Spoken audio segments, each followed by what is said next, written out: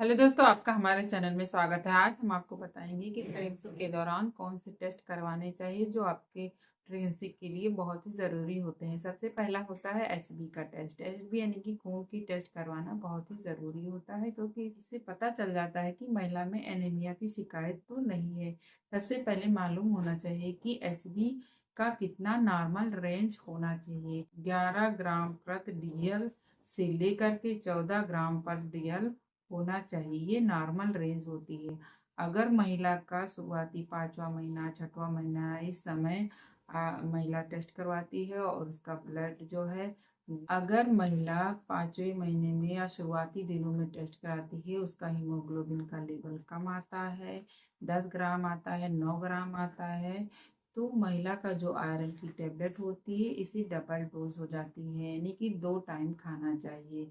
तो iron calcium कभी साथ में नहीं खाना चाहिए। आयरन लेने का जो टाइमिंग होता है खाना खाने के 2 घंटे बाद होता है। अगर महिला का हीमोग्लोबिन 9th महीने में 7 पॉइंट आ रहा है, 8 पॉइंट आ रहा है, तो महिला को आयरन की ज़रूरत होती है और उसे हो सकता है कि ब्लड ट्रांसफ्यूजन की ज़रूरत करनी पड़े, क्योंकि डाइट से और आयरन से ये नहीं पूरा हो पाएगा, क्योंकि इस समय आपके पास डिलीवरी का टाइम नज़दीक रहता है।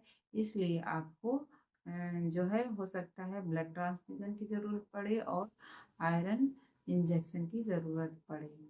दूसरा टेस्ट होता है बीपी का टेस्ट। एचबी टेस्ट करवाने के साथ साथ आपको बीपी भी बहुत ज़रूरी होता है टेस्ट कराना। 120/80 यानी कि 120/80 है तो आपका बीपी नॉर्मल है। यदि शुरुआती दिन में आपका बीपी थोड़ा कम आता है, 112 116 अगर आ रहा है, तो आपका बीपी तब भी नॉर्मल होता है, इसे कोई दिक्कत नहीं होती। अगर आपका बीपी 140 से 140/90 आ रहा है, तो हो सकता है आपको प्रीएक्लेम्सिया की शिकायत हो सकती है। प्रीएक्लेम्सिया प्रेगनेंसी में बहुत ही गंभीर परेशानी होती है। इसमें बच्चे और माँ को दोनों को खतरा होता है। इसकी भविष्य में प्रेगनेंसी में प्रीएक्लेम्सिया ना हो, इसकी इसलिए आपको बीपी बार बार टेस्ट करवाना चाहिए। तीसरी जांच होती है वेट।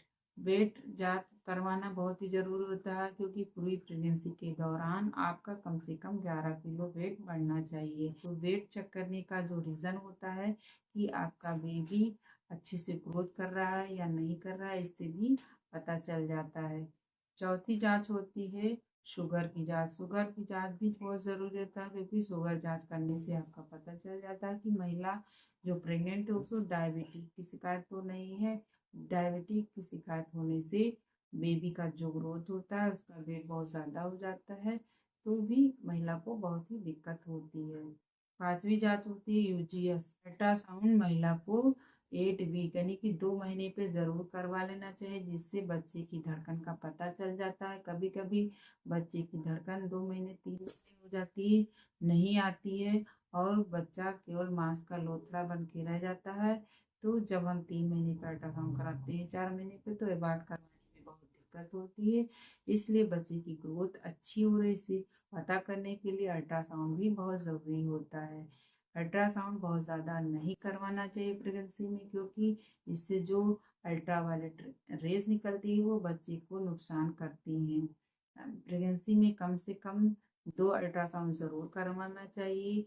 पहला शुरुआती दिनों में और लास्ट जो होता है 9th मंथ में। 9th मंथ में अल्ट्रासाउंड बहुत ज़रूरी होता है। इससे पता चल जाता है बच्चे का वेट कितना है, बच्चे की पोजीशन कैसी है, बच्चे की नॉर्मल डिलीवरी होगी या सिजेरियन होगी, इसका पता लग जाता है। अगर आपका बच्चा कम चल रहा है या आपको चोट लग गई है या बच्चे में कोई दिक्कत लग रही है, तो आप अल्ट्रासाउंड बीच में करवा सकती हैं। अगर इस बारे में आपको कोई जानकारी लेनी है तो आप कमेंट बॉक्स में लिख सकती हैं, हम आपके सवालों की जवाब देने की कोशिश करेंगे। अगर वीडियो आपको अच्छा लगे तो लाइक सब्सक्राइब करना ना भूलें। धन्यवाद।